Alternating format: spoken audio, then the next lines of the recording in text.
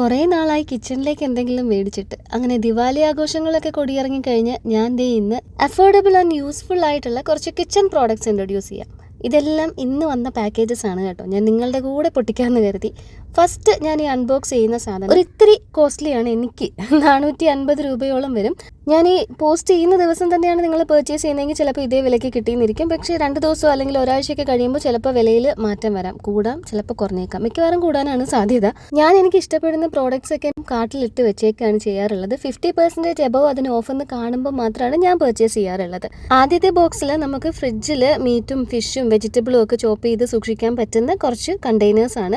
ഈ ഒരു സാധനത്തിന് 150ഓളം മറ്റേ വില വരത്തുള്ളൂ. ഇതിന്റെ ബോട്ടിൽ ഗ്ലാസ് ആണ് വരുന്നത്. ഓയിൽ സ്പ്രേ ചെയ്യുന്ന ബോട്ടിലാണ്. ഇതുവരെ ഞാനൊരു ചെറിയ ബ്രഷാണ് അതിന് യൂസ് ചെയ്തുകൊണ്ടിരുന്നത്, ബോട്ടിലിൽ ബ്രഷുമായിട്ട് വരുന്നത്. പക്ഷെ ഞാനിപ്പോൾ ഉണ്ടല്ലോ ഒരു വലിയ ദോശത്തവ ഓർഡർ ചെയ്തിട്ടുണ്ട്. ഒരു 3-4 ദോശ ഒരുമിച്ച് ചുടാൻ പറ്റിയത്.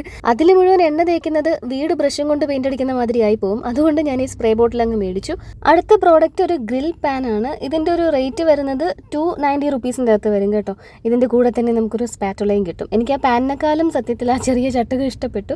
ഞാൻ ഈ സ്ക്രൂ ഇട്ടപ്പോൾ തിരിഞ്ഞു പോയി കേട്ടോ. വിവേക് ഒരു സിനിമയിൽ ഒരു പ്രതിമ ശരിയാക്കുന്നതാണ് എനിക്ക് അന്നേരം ഓർമ്മ വന്നത്. ഞാൻ പിന്നെ അത് ഇളക്കി തിരിച്ചിട്ടു.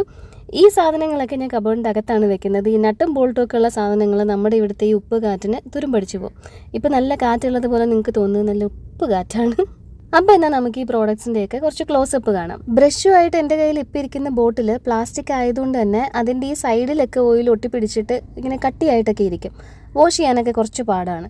ഇതിൻ്റേത് ഗ്ലാസ് ബോട്ടിൽ ആയതുകൊണ്ട് തന്നെ അങ്ങനെ ഒരു പ്രശ്നം വരില്ല എന്ന് തോന്നുന്നു. എൻ്റെ ചാനലിലെ മിക്ക വീഡിയോസിലും നിങ്ങൾ ശ്രദ്ധിച്ചാൽ അറിയാം, ഓൺലൈനായിട്ട് ഫുഡ് ഓർഡർ ചെയ്യുന്നതിൻ്റെ ബോക്സസിലായിരിക്കും ഞാൻ മീനോ പച്ചക്കറി അരിഞ്ഞതോ ഒക്കെ ഫ്രിഡ്ജിൽ സൂക്ഷിക്കുന്നത്. എൻ്റെ കയ്യിൽ അങ്ങനത്തെ ഏകദേശം ഒരു 15ഓളം ഡബ്ബയുണ്ട്. കാലക്രമേണ ഞാൻ എടുക്കുന്ന അടപ്പിനൊന്നും ഡബ്ബ കിട്ടില്ല, എൻ്റെ കയ്യിൽ കിട്ടുന്ന ഡബ്ബയ്ക്കൊന്നും അടപ്പും കിട്ടില്ല.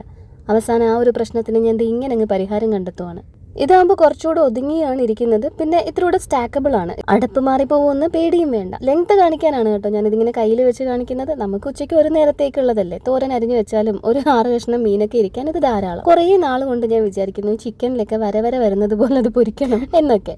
അങ്ങനെയാണ് ഞാൻ ഈ ഗ്രിൽ പാൻ മേടിക്കുന്നത്. നമ്മുടെ കയ്യിലുള്ളത് ചെറുതല്ലേ, ഹോൾസ് വരുന്നത്. അതിൽ ഈ ചിക്കൻ്റെ വലിയ പീസസോ അല്ലെങ്കിൽ ഒരു മീൻ ഫുള്ളായിട്ടൊന്നും വെക്കാൻ പറ്റില്ല. ദോശക്കല്ല് വരുമ്പോഴത്തേക്ക് ഞാൻ അതിൻ്റെ കച്ചവടത്തിനായിട്ട് ഇറങ്ങാം. പ്രോഡക്ട്സ് ഒക്കെ കണ്ണും പൂട്ടി വാങ്ങിച്ചോളൂ കേട്ടോ. കണ്ടില്ലേ ഞാൻ കണ്ണും പൂട്ടിയിരിക്കുന്നത്.